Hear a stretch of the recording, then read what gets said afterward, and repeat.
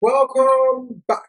So in the previous video, we looked into the project overview, right? So we took all the whole concepts we discussed in the introduction video and broke it down into three sections, which was working with our data, working with database, and also how to manipulate our data, which was a very, very fun video, I believe.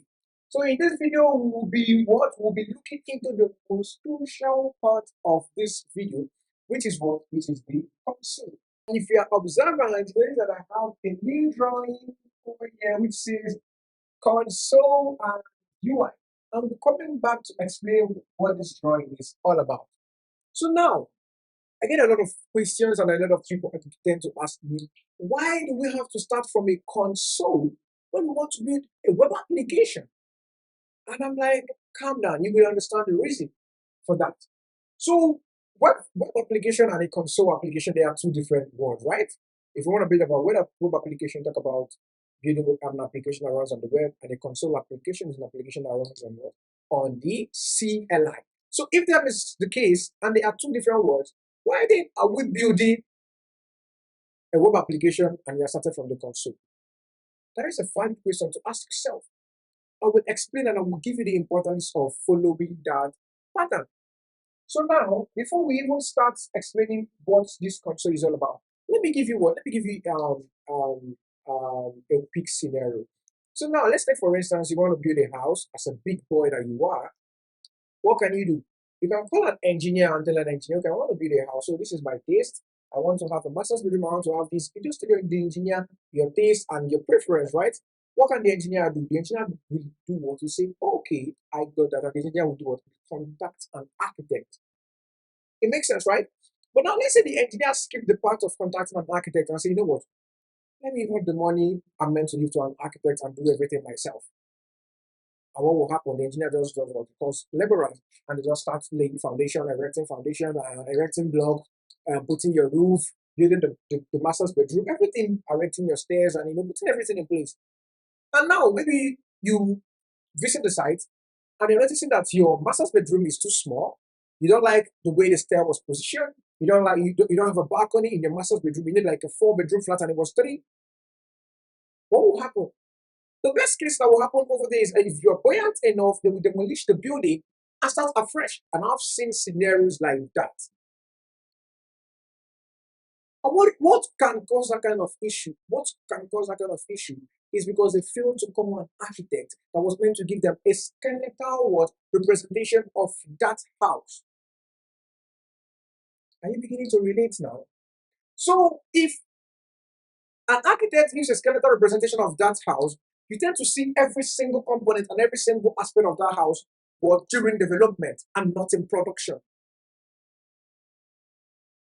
And designing these days goes way beyond the literal drawing we see on a paper, which is like the blueprint of the house. It even goes further to what designing it, maybe using a graphic tool, where then I'll play it for you on a screen, and you tend to see how your master's bedroom look, how your stairs are being erected, the roof type, how your garage is being designed, and all of that. And if you do not like the house pattern, you can do what you can make suggestions, and every single bug is being detected during development, and changes will be inculcated immediately or updated. Not during production, but rather during development. I think with this painting, you now start to understand why we are starting from the console and not from the UI or the complex world of the application. So what are we saying? We are saying let's ignore the complex world of the whole application and get it into a simple world. Let's ignore the whole animations. Let's ignore the whole thing happening in the main application. Let's ignore the whole forms that is in the UI. Let's ignore the user registration, the whole logic that we are going to implement to authenticate the user. Let's ignore logging the user into session. Every single thing, let's ignore them and do what? And come to this console and get what? And get like a layout of our application. So with that layout, we can now start what? Upgrading that layout bit by bit. So we're trying to do what? We're trying to make a skeletal form of the whole application. Is it making sense? So now from the UI world, we interact with our application using what? A web client like what? Like a web browser. Makes sense, right? Web browser. Over here, we are saying let's ignore the web browser and interact with our application using what? Using a CLI. And this CLI leads us to what? Leads us to the console. You see where we are driving from, where we are driving to, right? Then in the UI work, in the main application, if I may say, we do what? We work with a relational database or a non-relational database, something like MySQL or Postgres or MongoDB, whichever one you make use of. And now the problem is that a lot of developers might be familiar with one and not be familiar with the other one. So we are saying let's ignore the complex word of modeling, users, connecting relationship, modeling many to many, one to many, foreign key constraint, and primary key. Let's ignore all of this complex word of MySQL and just get it down to the skeletal form. Make use of what? And make use of the file storage.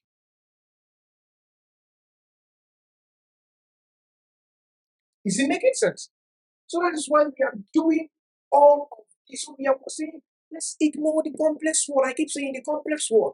Building a real application involves a lot of logic and a lot of complexities in here. But now we are saying, let's set up the foundation. Let's set up the base. Let's not be like the greedy engineer that wants to take all the moment. We will still come to this place. But first of all, let's start from here. Let's start from A before going to Z. You understand? So that is when we are starting from the console. And over here, we implement the packages, we put everything in order. The packages set up the structure of our application. We also do what? We also do unit testing, which is crucial. And this unit testing is very, very important because we get to understand how our application works. We detect every single bug using the unit test model in Python. So now what are we doing? We are saying every single model we set up, every single object, we write a unit test.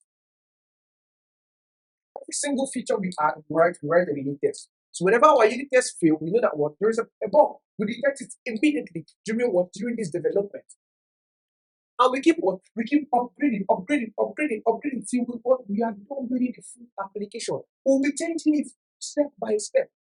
At some point, we stop using this file storage and we migrated to what? To using MySQL. After the MySQL, we did web framework.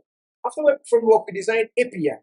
After API, we designed the RESTful API. After RESTful API, this Ajax and this to send data from client to server. So do you see how we are upgrading it step by step, step by step? And before you know it, you have a first Airbnb application. So have you seen the reason why we are starting from the console? So that we don't have to worry ourselves and start opening our head how the animations will go, how the fonts and all of this. But we focus on what? Building the foundation of our application. So that is why we are starting from the console. Is it clear? So thank you so much for staying back to watch this introductory part. I think it was interesting, exposing you to all of this concept that you need to know about before we start building the full application. And there is it for this introductory part. And in the next video, in the next lecture, we will be what? We will be delving straight to writing codes and connecting every single concept that we have learned about and putting them into practice. And it will be very, very fun. I promise you. So that is it for this video. Thank you so much and God bless you.